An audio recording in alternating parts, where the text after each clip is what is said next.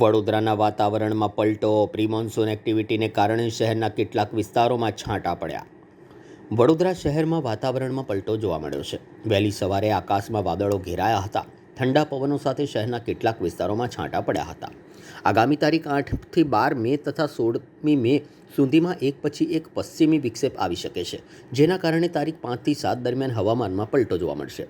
હવામાન નિષ્ણાતોના મતે આગાહી કરવામાં આવી છે કે 4થી 8 મે દરમિયાન રાજ્યમાં હવામાન પલટાશે. રાજ્યના કેટલાક વિસ્તારોમાં ભારે પવન અને કરા સાથે વરસાદ પડવાની શક્યતાઓ છે, જ્યારે 11થી 20 મે દરમિયાન તીવ્ર ગરમી પડી શકે છે. હાલમાં ગરમીનું પ્રમાણ વધી રહ્યું છે. ગરમ પવનને કારણે ઉકળાટની અસર પણ જોવા મળી છે. વેસ્ટર્ન ડિસ્ટર્બન્સને કારણે ઉકળાટની સ્થિતિ અનુભવાઈ રહી છે. હાલ રાજ્યમાં મહત્તમ તાપમાન 1થી 2 ડિગ્રીનો ઘટાડો થયો છે. આગાહી મુજબ મે મહિનાના મધ્યગાળામાં પ્રી મોન્સૂનની પ્રવૃત્તિ વધવાની શક્યતાઓ છે. બંગાળની ખાડીમાં ચક્રવાત બનવાની શક્યતા છે. વેસ્ટર્ન ડિસ્ટર્બન્સની અસરને કારણે ગરમી અને ઉકળાટની અસર જોવા મળી છે. રાજ્યમાં નીચલા સ્તરે દક્ષિણ પશ્ચિમથી પશ્ચિમની પવનો ફૂંકાઈ રહ્યા છે. આગામી 24 કલાક દરમિયાન મહત્તમ તાપમાનમાં કોઈ મોટો ફેરફાર નહીં થાય અને આગામી 3 દિવસમાં ધીમે ધીમે 2થી 3 ડિગ્રીનો ઘટાડો થવાની આગાહી આપવામાં આવી છે.